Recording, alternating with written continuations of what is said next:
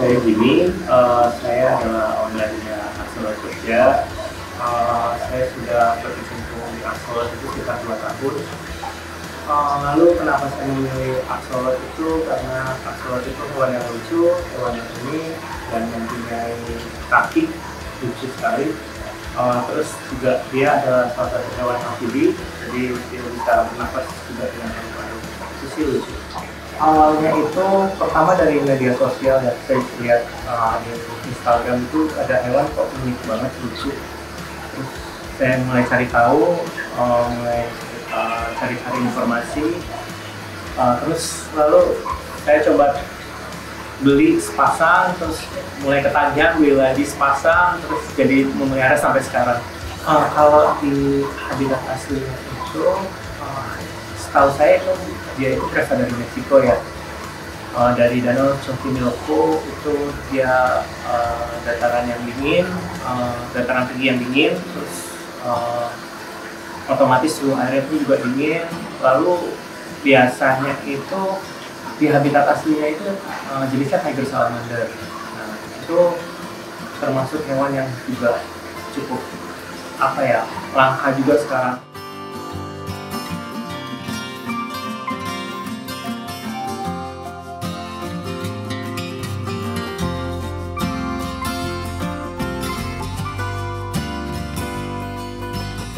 Kalau Axolot itu mulai bisa dikembangbiakkan itu kita bisa berpatokan dengan besarnya ya. Jadi Axolot itu kalau memang sudah siap kawin, biasa itu panjangnya itu sekitar 25 cm ke atas. Jadi ketika dari 25 cm itu kita bisa lihat dari sisi pejantan, misalnya dia ekor sudah mulai ngangkat, biasa tandanya itu dia sudah siap matang gitu, misalnya dia udah mulai mau kawin gitu. Nah, lalu kalau yang betina itu biasa perutnya mulai membesar. Itu biasanya betina itu kenapa perutnya membesar itu karena untuk kantung telurnya dia juga, jadi untuk menyimpan telurnya biasanya. Nah itu biasa usia matang untuk mereka kawin sih. Dan nanti kalau setelah menetas, setelah keluar itu telurnya biasanya yang saya pernah coba untuk kembangbiakan tuh sekitar 100 sampai 150, cuman faktor berhasilnya pasti kurang dari itu, bisa di bawah 100, kadang bisa 80 atau 60 atau di bawahnya itu, karena memang susah untuk membudidayakannya. Beda jantan sama betina itu biasanya kita lihat dari pangkal ekornya. Jadi ketika di pangkal ekornya itu, untuk pejantan dia pasti punya semacam kloaka. Jadi kloaka itu semacam biji.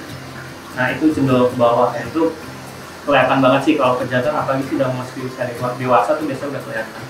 Nah kalau untuk yang betina itu biasa kelihatannya dari perutnya itu, dia tadi yang saya bilang itu dia perutnya membesar, gendut gitu ya. Terus dia nggak punya kloaka kayak si jantan, jadi dia kecil aja gitu, nggak punya kloaka.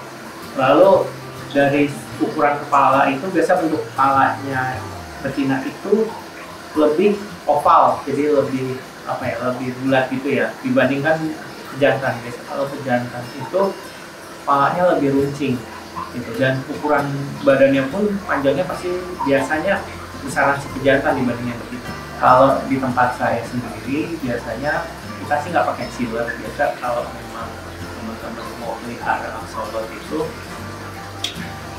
ada beberapa cara, ada beberapa metode. Yang pertama bisa menggunakan chiller, cuman budgetnya ini lumayan mahal biasanya. Terus bisa menggunakan kipas aquascape, cuman kalau cuma mengandalkan kipas agak kurang, harus dibantu support, misalnya kayak ruangan ber-AC kayak di sini itu ruangannya ber-AC, jadi cukup membantu biasanya. Terus biasa botol es kuku biasa itu juga cukup membantu. Misalnya siang hari itu kan udaranya cukup panas, suhunya cukup tinggi lah istilahnya. Nah kita biasa menyiasatinya dengan botol es itu, jadi botol es yang sudah dibebukan itu kita cemplungin ke dalam tank.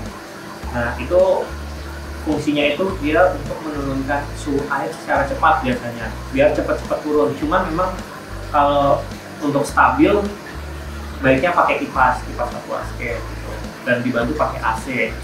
Nah, cuman kalau lebih bagusnya lagi sebenarnya pakai chiller gitu sih. Terus kalau di dalam tank sendiri yang kita perluin itu yang pasti perlu juga filter.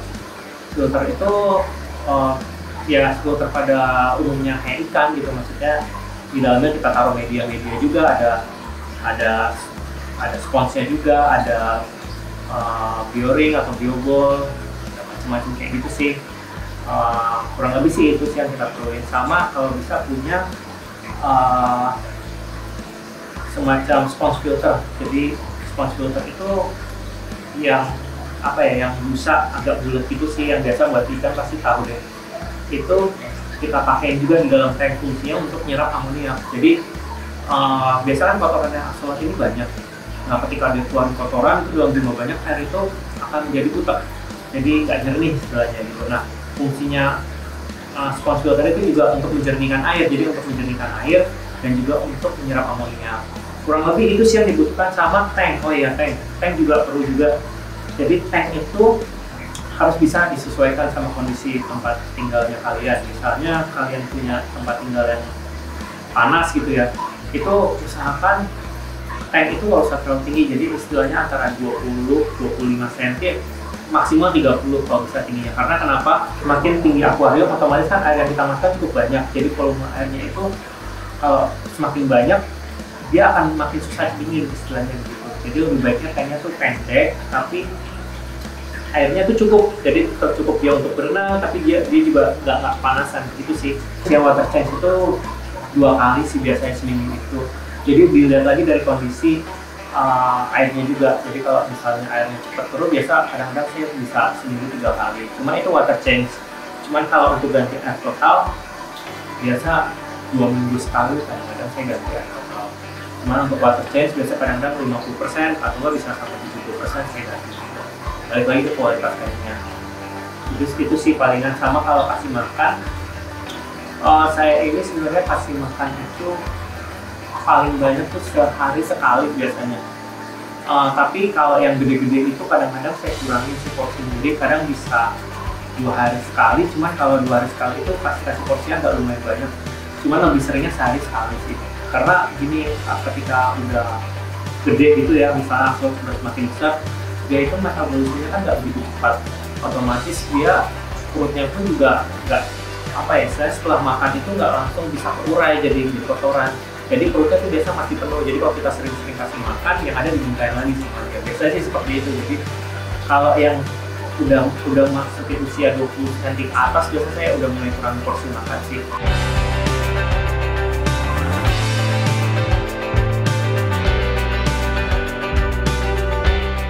Hal yang perlu diperhatikan untuk memelihara axolotl itu biasanya yang perlu di teman-teman cari tahu itu adalah air. Pertama gini, air itu teman-teman harus cek dulu kadar pH-nya juga. Kita mesti lihat, cek berapa pH air di tempat teman-teman. Kalau saya sendiri sih pakai air sulam sebenarnya, karena kenapa, pH-nya itu dia netral, biasanya lebih aman lah buat axolotl. Terus yang kedua adalah coba cari tahu dulu untuk suhu air. Jadi teman-teman sebelum memelihara axolotl itu siapin dulu deh mending perlengkapannya taruh di rumah, terus udah mulai apa ya istilahnya, sudah mulai coba untuk mendinginkan air sampai seturun apa suhu air di rumah. Nah, kalau bisa itu suhu air axolotl itu kan sekitar 18-25 derajat. Jadi kalau bisa teman-teman cari tahu dulu, dan kalau bisa teman-teman mulai istilahnya apa ya, cari cara untuk bisa mendinginkan air, entah teman-teman pakai chiller, entah teman-teman pakai botol es atau kipas. Intinya dia suhunya harus stabil dan di bawah 25 derajat, itu berarti teman-teman sudah bisa memelihara axolotl. Nah, setelah itu apa ya, setelah itu hal yang perlu dihindari nih, contohnya gini, misalnya teman-teman memelihara axolotl itu di luar rumah gitu tuh jangan kalau bisa. Pertama, nggak aman untuk axolotl-nya. Kedua, suhu udara di luar kan naik turun dan itu nggak stabil, apalagi kalau teman-teman tinggalnya di dataran yang rendah gitu, perkotaan otomatis kan panas. Jadi teman-teman nggak bakal bisa melihara axolotl kalau misalnya di luar, kecuali teman-teman tinggal di pegunungan, wilayah gunung yang dingin, airnya dingin, teman-teman bisa sih taruh di keluar rumah gitu.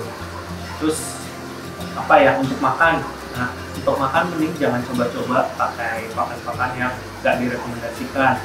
Nah kalau untuk absolut kan makanannya pakai cacing, udang umpan, atau pakai cacing kari karnivor itu biasanya yang pel tenggelam. Jangan coba-coba pakai apa ya, kemarin itu saya nemu ada yang pakai keong, ada yang pakai daging mentah. Ya kalau daging mentahnya itu steril bersih, kalau daging mentahnya itu nggak steril itu juga bahaya buat absolut. Dan yang kedua bisa mengotori air biasanya seperti itu. Kurang lebih sih itu sih yang penting, yang paling penting pokoknya air, suhu, sama kebersihan tank itu juga perlu, karena kan dia tuh banyak, jadi kita harus sediain punya pipet itu untuk nyedot kotorannya absolut itu. Jadi setelah dia buang kotoran kita sedot, jadi airnya itu juga tetap bersih gitu, jaga bersih. Udah sih itu aja soal makanan tadi. Sebenarnya kalau saya tahunya itu ketika dia udah menetas sih, dia itu udah menetas tuh biasanya telurnya itu sekitar 2 minggu, 3 minggu itu dia baru pecah. Jadi dari setelah telurnya keluar dari perutnya si induknya itu biasa dia baru pecah sekitar segitu 2 minggu 3 minggu dia pecah. Dan dia pecahnya itu pun juga, jadi ada beda kasus nih, kadang-kadang ada yang pecahnya bisa cepet, jadi istilahnya pecah tuh maksudnya netes ya, jadi netesnya itu ada yang bisa cepat, ada yang lama, itu tergantung dari suhu air juga. Jadi beberapa orang kasusnya juga ada yang berbeda, ada yang bisa cepat, ada yang bisa lama, kadang bisa lebih cepat 1 minggu, kadang ada yang lebih lama 1 minggu. Itu ini banget sih, tergantung suhu, tergantung kondisinya juga sih. Nah tapi setelah dia menetas itu biasanya setelah dia menetas sampai gede itu prosesnya lumayan lama lah, istilahnya dari dia netas sebulan pertama itu kan dia masih kayak kecebong, belum punya kaki, biasanya baru cuma kepala sama lutut. Nah itu biasa apa ya, dia waktu hari pertama netas tuh dia pasti biasanya nggak makan, karena dia makanin telur tuh, masih ada sisa telurnya biasanya. Terus yang kedua, dia kalau udah mulai 3 hari 4 hari itu dia makannya kayak bisa juga artemia, bisa kutu air, biasa makannya sama kayak ikan lah ya. Nah jadi prosesnya gini, jadi setelah dari berayak itu dia prosesnya nanti muncul kaki depan, nanti dari kaki depan baru kaki belakang. Nah jadi kaki belakang itu paling belakang. Nah setelah kakinya sudah empat-empatnya sudah mulai bisa berjalan, dia makannya udah nggak makan artemia atau nggak kutu air, dia makannya udah mulai cacing sutra biasanya. Cacing sutra itu kan dia halus-halus, itu pun juga masih kita potong-potong dulu. Jadi cacing sutra itu panjang, kita potong-potong halus, baru kita kasih. Nanti setelah sudah berapa bulan ya, setelahnya sudah biasanya tuh udah masuk 2 bulan ke 3 bulan tuh dia udah mulai bisa makan cacing sutra yang utuh, istilahnya udah nggak perlu dicacah lagi. Udah kasihnya itu aja sih sampai dia 4 bulan, kayak gitu udah bisa mulai makan cacing tanah biasanya sih. Penyakitnya itu biasa kalau absolut yang paling tinggi itu jamur pada absolut itu biasanya terjadi pada gillsnya itu, jadi di tanduknya itu ada muncul kayak semacam gumpalan warna putih. Nah itu biasanya jamur itu muncul karena suhu air biasanya panas. Jadi suhu airnya itu terlalu tinggi, misalnya di atas 25 derajat. Nah itu kalau dibiarkan lama-lama juga bisa jamuran. Terus dia punya gillsnya itu rontok, jadi kan absolut itu punya rambut-rambut di gillsnya itu bisa rontok. Jadi kalau untuk mengantisipasi atau menyembuhkan absolut itu, terutama yang kena jamur itu, biasanya kita pisahkan dia, kita angkat, kita karantina dulu, lalu kita masukkan ke dalam wadah kecil, misalnya wadah yang secukupnya lah, itu kita masukkan daun ketapang. Jadi daun ketapang itu untuk untuk merontokkan jamurnya juga. Nah, dan ketika udah dimasukkan daun ketapang itu tetap harus ada proses maintenance-nya. Jadi setiap hari kita ganti air, daun ketapangnya kita ganti untuk menjaga supaya airnya tetap bersih. Jadi supaya cepat absolutnya itu untuk kita kering. Dan yang kedua, jangan lupa untuk tetap menjaga suhu airnya tetap harus dingin. Jadi kalaupun kita karantina tapi kita nggak kasih air yang suhu air yang dingin, ya tetap sama saja, nggak bakal sembuh juga. Jadi tetap suhunya tetap dijaga.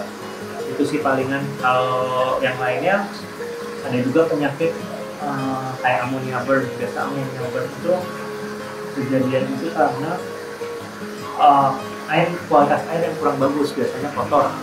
Jadi menyebabkan badan-badannya semua itu pada merah biasanya. Nah itu tuh juga salah satu hal yang cukup sulit biasanya untuk nyembuhin. Biasa ya cara untuk nyembuhin jamur yang benar juga hampir sama sih kurang lebih. Jadi kita pisahin juga, kita karantina juga, kasih daun ketapang juga. Paling sih itu aja sih kurang lebihnya, sama sih. Kalau jenis-jenis yang sekarang ini saya pelihara itu kebanyakan melanoid. Jadi melanoid itu dia warna badannya hitam keabu-abuan. Terus juga ada lepistik, ada lepistik, ada yang bluegills, lepistik bluegills itu, terus ada juga albino. Jadi buat teman-teman yang mau cari informasi tentang axolot atau mau nanya-nanya seputar axolot, bagaimana cara pemeliharaannya, bisa DM kita di Axolot Jogja. Nanti teman-teman misalnya pengen nyari axolot atau apa di sekitaran Jogja atau di luar Jogja pun juga bisa kita kirim-kirim, bisa langsung begini aja sih.